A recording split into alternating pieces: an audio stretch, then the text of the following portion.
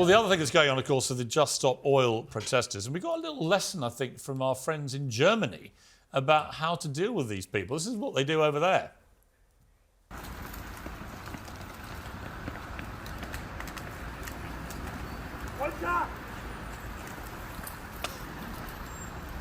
Kind of a instant SWAT team. Right, off you go.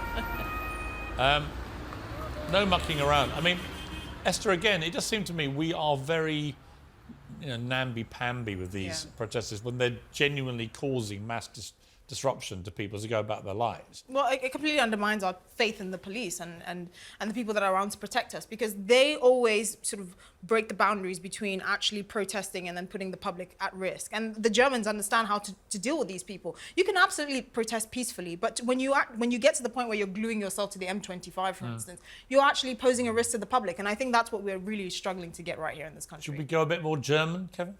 Yeah, I wouldn't be against it. I believe in the right to protest, but I also think if you protest, there's a right for the police to come and move you out of the way, because you've got to feel for the frustration of people who are driving out to work or going home, whatever they're doing. Ambulances. When people just... I mean, here's the hard question, though, Rosanna, because if you go back and chart the history of, say, the suffragettes, they did a lot of public disorder and disruption. But they made progress for that reason. No, they did. And that's my point, is like, although I find them very objectionable the way they go about their business, they would argue with some merit, well, we're only doing what the suffragettes did when they wanted to get the vote. What's the difference? They had to use disruptive tactics and disrupt the public to get what they wanted. A massive existential issue. You do have to do something about it. And Arnold Schwarzenegger said it this week in an interview. He said there are people around the world that are not happy with the way governments are dealing with the climate crisis.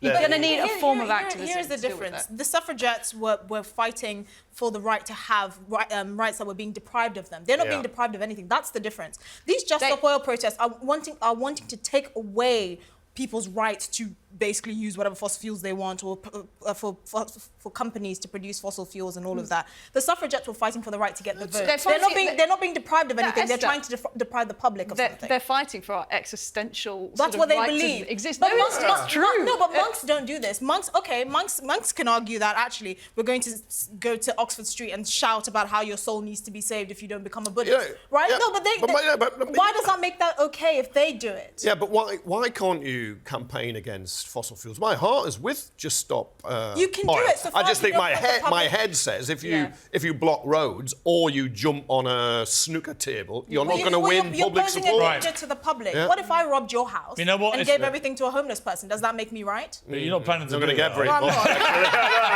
it on TikTok if you do. Quick word, Rosanna, about Tina Turner. Yeah, go Because on. one of the all-time greats. Simply I mean, I don't think I've been fantastic, to a party in my life where at some stage there hasn't been a Tina Turner song. Yeah, I mean, absolutely. Look at her. She's a legend. She's so well known. 83 years old, though, and was fighting a long illness. So, tragic times indeed, but I don't think it's come as a great surprise for anyone. I was just talking to one of the makeup artists for your show, and she said she has worked with the lady who plays Tina Turner on the West End stage, and she said Tina Turner looked very well recently. I saw her in a restaurant in south of France once, and she just walked in and the whole place stood up. Just applauded. I've not seen that very often. It was an amazing moment. I've never heard anybody who didn't like her, didn't rate her, and you're right, the songs are just fantastic. And on all the domestic violence that she endured at the hands of her husband Ike, that also made her, I think, for a lot of women, an iconic figure. And her grit, absolutely. I mean, she worked for 2 years, I think, to pay off the debt that incurred from the separation from him. She was on food stamps for 2 years. She worked in, bars and, jazz lounges. Incredible. What a performer. Yeah. When she did, I mean, she sang Simply the Best. For what she did, simply the best. I mean, really, in terms of great foot stomping, rock star women, I think Tina Turner for me was number one.